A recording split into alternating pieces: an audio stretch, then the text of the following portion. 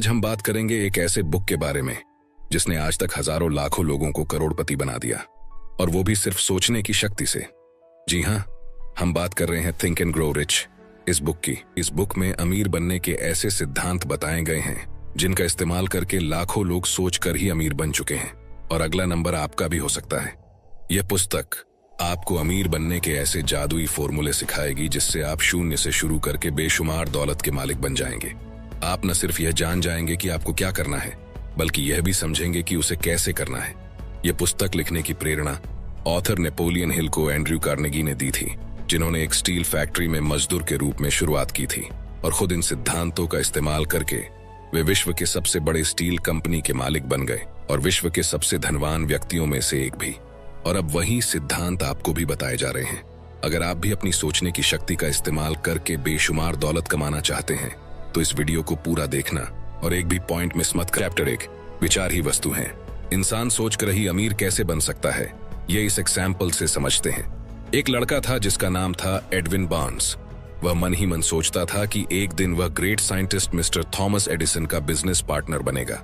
एक दिन वह एडिसन की प्रयोगशाला में पहुंच गया और उसने यह घोषणा की कि वह उस महान आविष्कारक का बिजनेस पार्टनर बनने के लिए आया है। उसका हुलिया बहुत ही खराब था।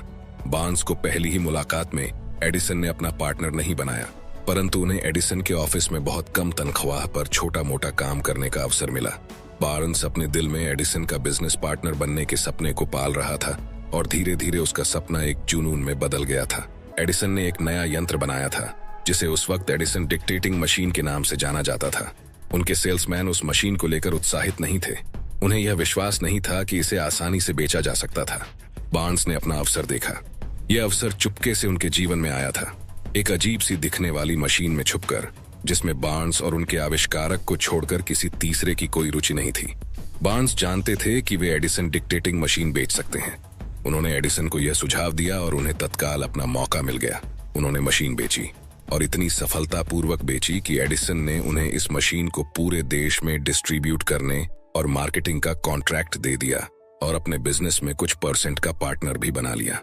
इस बिजनेस पार्टनरशिप से बार्न्स ने तो ढेर सारा पैसा कमाया, परंतु उन्होंने इससे भी बड़ा काम कर दिखाया, और वह काम था कि उन्होंने यह साबित कर दिया कि इंसान सोचकर भी अमीर बन सकता है। बार्न्स ने महान एडिसन के साथ पार्टनरशिप की बात दिल से सोची, इस विचार को अपने दिल में बसाया, इसी विचार को अपना सपना बनाया, और यही विचार उनका जुनून बन गया। और जब कोई विचार जुनून में तब्दील हो जाता है तो उसको हकीकत में साकार होने से किसी का बाप भी नहीं रोक सकता। अब हम बात करेंगे कि लोग अक्सर असफल क्यों हो जाते हैं, सोने से 3 फुट दूर इस एग्जाम्पल की मदद से। असफलता का एक आम कारण यह है कि लोग अस्थायी पराजय के बाद मैदान छोड़ देते हैं। हर व्यक्ति कभी न कभी यह गलती जरूर करता है। R.U. डार्बी नाम का एक इंसान था। उसके एक अंकल गोल्ड रश के दौर में स्वर्ण की खोज के अभियान में जुट गए। वे खुदाई करने और अमीर बनने के लिए पश्चिम दिशा में गए। वे कुदाली फावड़ा लेकर जमीन के एक टुकड़े पर खुदाई करने में जुट गए। कई सप्ताह की मेहनत के बाद उन्हें चमकते हुए स्वर्ण की झलक दिखाई दी, परंतु उस सोने को सतह तक लाने के लिए मशीनों की जरूरत थी। चुपचाप उन्होंने खदान का मुंह ढक दिया और मैरीलैंड के विलियम्सबर्ग के अपने घर लौट आए। उन्होंने अपने रिश्तेदारों और कुछ दोस्तों को सोने की खुदाई में सफलता के बारे में बताया। उन्होंने मिलकर मशीनों को खरीदने के लिए आवश्यक धन जुटाया। अंकल और डार्बी खदान पर काम शुरू करने के लिए वापस लौटे। कच्ची धातु की पहली खेप को स्मेल्टर तक पहुंचाया गया। वहां यह पता चला कि उनकी खदान अमेरिका के कोलोरेडो की सबसे बढ़िया खदान थी। कच्ची धातु की कुछ खेपों में ही उनके सारे कर्जे उतर जाते। फिर भारी मुनाफे की बारी आती। खुदाई करने वाली मशीनें नीचे जा रही थीं। डार्बी और अंकल की आशाएं आसमान छू रही थीं। तभी अचानक कुछ हुआ। सोने की झलक गायब हो गई। वे खोदते रहे, इस आशा में कि एक बार फिर सोने की झलक दिख जाए, परंतु उनकी मेहनत बेकार गई। आखिरकार उन्होंने मैदान छोड़ने का फैसला किया। उन्होंने एक कबाड़ी को मशीनें कौड़ियों के मोल बेच दी और ट्रेन पकड़कर वापस घर लौट आए। कबाड़ी ने एक माइनिंग इंजीनियर को बुलवाकर खदान का इंस्पेक्शन करवाया। इंजीनियर ने सलाह दी कि यह प्रोजेक्ट इसलिए असफल हुआ क्योंकि इसके मालिक यह नहीं जानते थे कि बीच में फॉल्ट लाइन आती है। उसके विश्लेषण के अनुसार सोने की झलक उस स्थान से मात्र 3 फुट नीचे थी जहां डार्बी ने खुदाई बंद की थी, और इंजीनियर का अनुमान सच साबित हुआ। कबाड़ी को खदान से लाखों करोड़ों डॉलर का सोना मिला, सिर्फ इसलिए क्योंकि वह जानता था कि हार मानने से पहले विशेषज्ञ की सलाह लेना उचित होता है। किसी भी इंसान के जीवन में सफलता आने से पहले उसके जीवन में अस्थायी पराजय या असफलता जरूर आती है। जब आदमी पराजित हो जाता है तो सबसे आसान और तार्किक रास्ता यही होता है कि मैदान छोड़ दिया जाए, और ज्यादातर लोग यही करते हैं। परंतु असली मजा तो मैदान पर टिके रहने में है। ऑथर नेपोलियन हिल बताते हैं कि इस देश के सबसे सफल 500 से ज्यादा लोगों ने मुझे बताया है कि उन्हें महानतम सफलता उस मोड़ पर मिली जब वे हार चुके थे, और हारने के बिंदु से एक कदम आगे ही सफलता उनका इंतजार कर रही थी। असफलता बहुत चालाक और मजाकिया किस्म की होती है। इसे लोगों को तब गिराने में मजा आता है जब सफलता उनके बहुत करीब होती है। एक बात हमेशा याद रखें, इंसान का मस्तिष्क जो सोच सकता है और जिसमें यकीन कर सकता है उसे वह हासिल भी कर सकता है। Napoleon Hill. चैप्टर 2, प्रबल इच्छा। इच्छा और प्रबल इच्छा दोनों में बहुत फर्क होता है। इच्छा का मतलब होता है चाहना।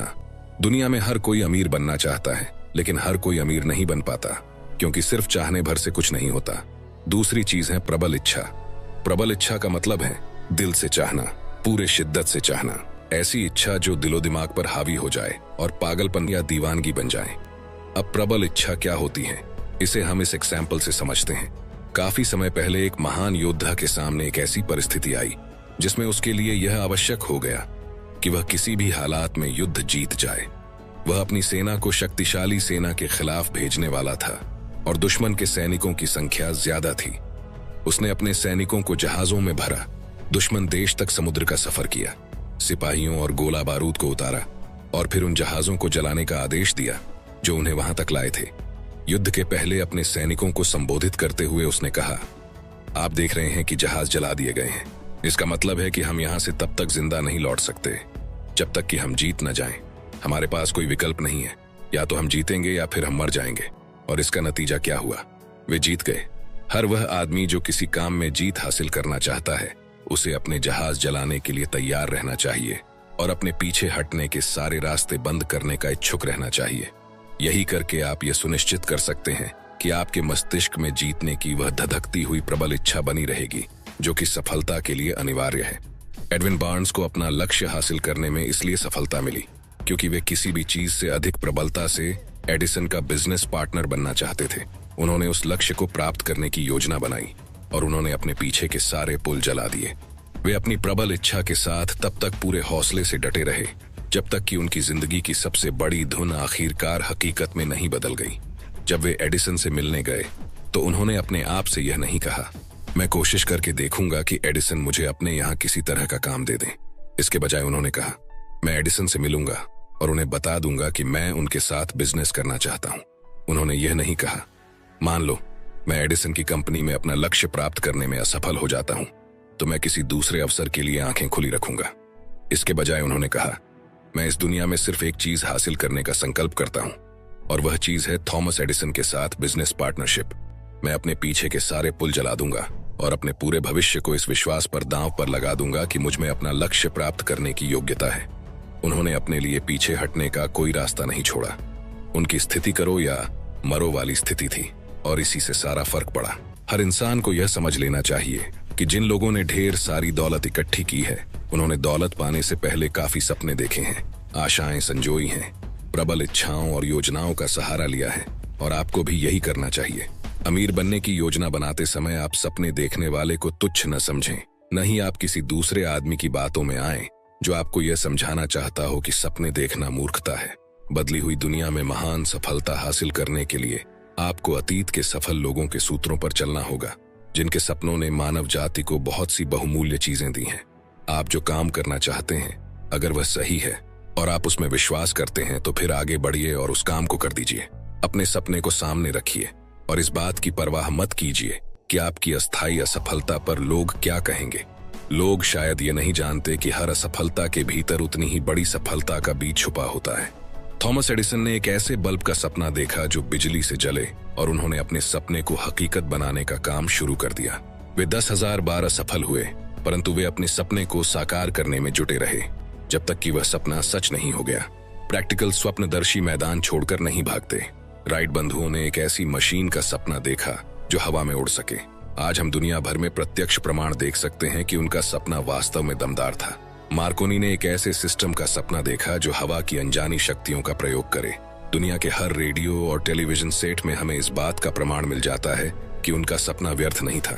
आपको ये जानकारी रोचक लगेगी कि जब मार्कोनी ने लोगों को बताया कि उन्होंने एक ऐसा सिद्धांत खोजा है जिसके द्वारा वे बिना किसी तार की मदद के हवा में संदेश भेज सकते हैं, तो मार्कोनी के दोस्तों ने उन्हें हिरासत में लेकर मेंटल हॉस्पिटल में उनका चेकअप करवाया था। इस बात से हम क्या सीख सकते हैं? किसी लक्ष्य को इतने शिद्दत से चाहने लगो कि उसके पीछे पागल हो जाओ, क्योंकि पागल लोग ही इतिहास रचते हैं। महान संगीतकार बीथोवन बहरे थे, महान नाटककार मिल्टन अंधे थे, परंतु उनके नाम अमर हैं क्योंकि उन्होंने सपने देखे और उन सपनों को क्रमबद्ध विचारों में बदला। हेलन केलर जन्म के कुछ ही समय बाद बहरी, गूंगी और अंधी हो गईं। अपने महानतम दुर्भाग्य के बावजूद उन्होंने इतिहास के महानतम लोगों में अपना नाम दर्ज करवाया।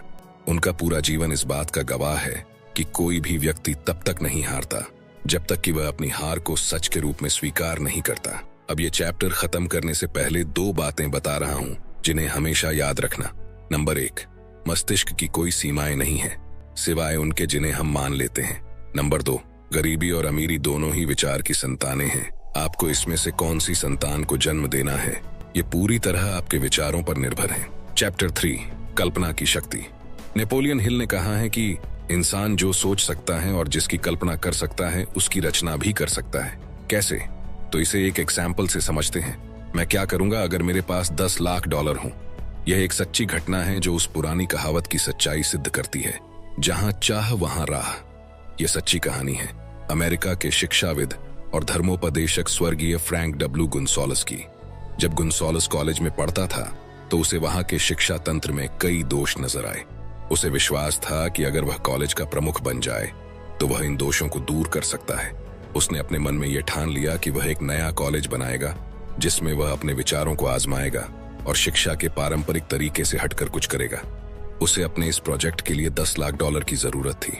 वह इतनी बड़ी रकम कहां से जुटा पाएगा? यही सवाल उस महत्वाकांक्षी युवा धर्मोपदेशक के मन में हर पल कौंधता रहता था, परंतु वह इस दिशा में कोई प्रगति नहीं कर पा रहा था। हर रात को वह अपने बिस्तर पर $10 लाख के विचार के साथ सोता था और सुबह $10 लाख के विचार के साथ नींद से जागता था। वह जहां भी जाता था $10 लाख का विचार उसके साथ साथ जाता। वह इसे लगातार अपने दिमाग में बिठाता रहा जब तक कि यह विचार प्रबल दीवानगी में नहीं बदल गया। वो यह नहीं जानता था कि उसके पास $10 लाख कहां से आएंगे। आमतौर पर इसका स्वाभाविक तरीका यही होता कि वे हार मान लेते और प्रयास करना छोड़ देते, परंतु उन्होंने ऐसा नहीं किया। अब इसके आगे क्या हुआ वो हम एज इट इज उनके ही शब्दों में सुनेंगे। डॉक्टर गुनसोलस बताते हैं कि शनिवार की 1 दोपहर में अपने कमरे में बैठा हुआ सोच रहा था कि अपनी योजनाओं को सफल बनाने के लिए मैं किस तरीके से आवश्यक पैसा जुटाऊंगा। लगभग 2 सालों तक मैं सोचता ही रहा था। 2 साल तक मैंने सोचने के अलावा कुछ नहीं किया था, परंतु अब कर्म करने का समय आ चुका था। मैंने तभी अपना मन बना लिया कि मैं 1 सप्ताह में $10 लाख की राशि जुटा लूंगा। लेकिन कैसे, मैं यह नहीं जानता था। महत्व की बात यह निर्णय लेना था कि मैं वह धनराशि एक निश्चित समय सीमा में जुटा लूंगा। और मैं आपको बताना चाहता हूं कि जिस क्षण मैं इस निश्चित निर्णय पर पहुंचा कि मैं आवश्यक धनराशि निश्चित समय सीमा में जुटाऊंगा, मुझे आश्वस्त करने वाली एक अजीब सी राहत महसूस हुई जो मुझे इससे पहले कभी महसूस नहीं हुई थी। मेरे अंदर जैसे कोई कह रहा था, तुम इस निर्णय पर बहुत पहले क्यों नहीं पहुंचे? ये धनराशि लंबे समय से तुम्हारा इंतजार कर रही है। घटनाएं तेजी से हुई। मैंने अखबार वालों को बुलाया और घोषणा की कि मैं अगली सुबह एक स्पीच दूंगा जिसका शीर्षक होगा, अगर मेरे पास $10 लाख हों तो मैं क्या करूंगा। मैं तत्काल व्याख्यान तैयार करने में जुट गया, परंतु मैं आपको सच बताऊं, यह काम मुश्किल नहीं था, क्योंकि मैं इस व्याख्यान को लगभग 2 साल से अपने मन में तैयार कर रहा था। आधी रात के काफी पहले मैंने व्याख्यान लिखना समाप्त कर लिया। मैं बिस्तर पर गया और विश्वास की अनुभूति के साथ सोया, क्योंकि मैं देख सकता था कि मेरे पास $10 लाख मौजूद थे और मैं उनका स्वामी था। अगली सुबह मैं जल्दी उठा, व्याख्यान को पढ़ा। मैं इतना रोमांचित था कि मैं व्याख्यान को साथ ले जाना भूल गया और मुझे यह बात तब तक पता नहीं चली जब तक कि मैं श्रोताओं के सामने खड़ा होकर उसे शुरू करने के लिए तैयार नहीं हो गया। अब अपने नोट्स लाने का वक्त नहीं था और उन्हें घर पर भूल आना मेरे लिए वरदान साबित हुआ। नोट्स के बजाय मेरे अवचेतन मस्तिष्क ने मुझे मेरी जरूरत का सारा सामान प्रदान किया। जब मैं अपना स्पीच शुरू करने के लिए खड़ा हुआ तो मैंने अपनी आंखें बंद कर लीं और मैं अपने सपनों के बारे में अपने दिल और आत्मा से बोला। मैंने बताया कि अगर यह धनराशि मेरे हाथों में रख दी जाए तो मैं $10 लाख से क्या कर सकता था। मैंने वह योजना विस्तार से बताई जो मेरे दिमाग में थी। मैंने बताया कि मैं किस तरह की महान शैक्षणिक संस्था बनाने जा रहा हूं, जहां युवा लोग व्यावहारिक चीजें करना सीखेंगे और साथ ही उनके मस्तिष्क का विकास भी होगा। जब मैंने भाषण समाप्त कर लिया और मैं बैठ गया तो पीछे की तीसरी पंक्ति से एक आदमी धीमे से अपनी कुर्सी से उठा और मेरी तरफ आगे बढ़ा। मैं हैरान था कि वह क्या करने के लिए मेरे पास आ रहा है। वह मंच पर आया, उसने अपना हाथ बढ़ाया और कहा, मुझे आपका स्पीच पसंद आया। मुझे विश्वास है कि आपने जो कहा है वह आप सचमुच कर सकते हैं, बशर्ते आपके पास $10 लाख हों।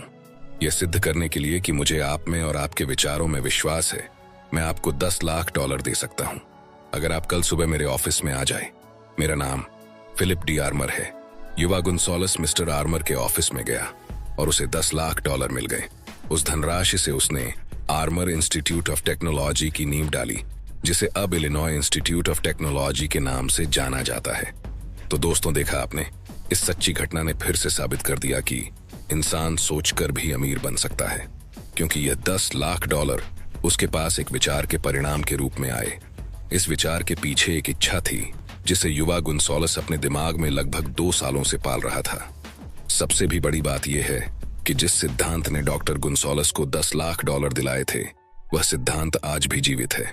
यह सिद्धांत आपके लिए भी काम कर सकता है। यह शाश्वत नियम आज भी उतने ही काम का है जितना कि यह पहले उस युवा धर्मोपदेशक के काम का था, जिसे अपने इरादों में जबरदस्त कामयाबी मिली थी। तो इस बात की हमेशा गांठ बांध ले और इसे बार बार दोहराते रहे कि इंसान जो सोच सकता है और जिसकी कल्पना कर सकता है, उसकी रचना भी कर सकता है। चैप्टर 6, आस्था। आस्था का मतलब होता है अपनी इच्छा को साकार करने पर विश्वास करना और उस बात पर यकीन करना कि आपकी मनचाही चीज आपको मिल ही जाएगी। आपको विश्वास करना होगा कि आप उस चीज को हासिल कर सकते हैं जो आप पाना चाहते हैं। अब सवाल यह उठता है कि आस्था या विश्वास इतना जरूरी क्यों है? तो जवाब है, क्योंकि सकारात्मक भावनाओं में सबसे सशक्त भाव है आस्था, प्रेम और सेक्स। आस्था, प्रेम और सेक्स के भाव जब किसी भी विचार के साथ जुड़ते हैं तो वे उसे बहुत शक्तिशाली बना देते हैं। जब ये तीनों मिल जाते हैं तो ये हमारे किसी भी विचार को तत्काल अवचेतन मस्तिष्क तक पहुंचा देते हैं, और जब कोई विचार अवचेतन मस्तिष्क तक पहुंच जाता है तो वो हकीकत में साकार होने लगता है। और यही कारण है कि जब हम किसी विचार को साकार करना चाहते हैं तो हमें उस पर विश्वास रखना होगा, भरोसा करना होगा कि हम उसे हासिल कर सकते हैं, तभी वह विचार अवचेतन मन तक पहुंच पाएगा। अगर आस्था या विश्वास इतना ही जरूरी है तो सवाल यह पैदा होता है कि आस्था विकसित कैसे की जाए। तो जवाब है, इसका एकमात्र तरीका यही है कि आप अपने अवचेतन मस्तिष्क को बार बार सकारात्मक निर्देश देते रहे, ऑटो सजेशन या आत्म सुझाव के द्वारा। ये तथ्य तो सभी जानते हैं कि आदमी अपने आप से जो बात बार बार दोहराता है वह आखिरकार उस बात पर विश्वास करने लगता है, चाहे वह बात सही हो या गलत। अगर कोई आदमी बार बार किसी झूठ को दोहराता रहे तो अंततः वह उस झूठ को सच के रूप में स्वीकार कर लेगा। यही नहीं, वह विश्वास करने लगेगा कि यही सच है। इंसान वही बन जाता है जिस तरह के विचारों को वह अपने मस्तिष्क पर राज करने देता है। अब आप समझ गए होंगे कि किस तरह किसी विचार या लक्ष्य के बीज को अपने मन में बोया जा सकता है। तो जवाब है, किसी भी विचार, योजना या लक्ष्य को बार बार दोहराए जाने पर इसे मस्तिष्क में रखा जा सकता है। इसीलिए आपसे सेकंड चैप्टर प्रबल इच्छा में कहा गया था कि अपने प्रमुख लक्ष्य को लिख ले, इसे याद कर ले और इसे जोर से हर दिन पढ़े जब तक कि यह ध्वनि के कंपन आपके अवचेतन मस्तिष्क तक ना पहुंच जाए। एक बात हमेशा याद रखें, जिन विचारों के पीछे प्रबल भावना होती है और जिनमें आस्था या विश्वास का मिश्रण होता है, वे सभी विचार हकीकत में बदलना शुरू हो जाते हैं। अगर आप सोचते हैं कि आप हार गए हैं तो आप हार जाएंगे, क्योंकि यही आत्म सुझाव आप अपने अवचेतन मस्तिष्क को दे रहे हैं। अगर आप सोचते हैं कि आप में हिम्मत नहीं है तो आप डरपोक बन जाएंगे, क्योंकि यही आत्म सुझाव आप अपने अवचेतन मस्तिष्क को दे रहे हैं। अगर आप जीतना चाहते हैं लेकिन सोचते हैं कि आप नहीं जीत सकते, तो यह लगभग तय है कि आप नहीं जीत पाएंगे। अगर आप सोचते हैं कि आप पिछड़ गए हैं तो सचमुच ऐसा ही होगा, क्योंकि यही आत्म सुझाव आप अपने अवचेतन मस्तिष्क को दे रहे हैं। आपको ऊपर उठने के बारे में सोचना होगा, आपको अपने आप पर विश्वास करना होगा, और तभी आप कभी कोई पुरस्कार जीत सकते हैं। एक बात हमेशा याद रखें, जीवन के युद्ध में हमेशा वही नहीं जीतता जो सबसे ताकतवर या तेज होता है, बल्कि जल्दी या देर से जीतता वही है जो सोचता है कि वह जीत सकता है। दोस्तों, ये बुक इतनी बढ़िया है कि इसे सिर्फ एक बार पढ़ने से कुछ नहीं होगा, बल्कि इसे बार बार पढ़ा जाना चाहिए, ताकि इस बुक का कंटेंट हमारे दिल और दिमाग की गहराई में पहुंच सके और हम अमीर बनने के लिए सोचने की शक्ति का ज्यादा से ज्यादा फायदा उठा पाएं। तथा अपने जीवन को एक नए मुकाम पर ले जाएं। अगर आप इस बुक को खरीदना चाहते हैं तो हिंदी और इंग्लिश दोनों बुक की लिंक डिस्क्रिप्शन में मिल जाएगी। दोस्तों, मुझे उम्मीद है ये वीडियो आपको पसंद आया होगा। आपको ये वीडियो कैसा लगा कमेंट सेक्शन में जरूर बताना।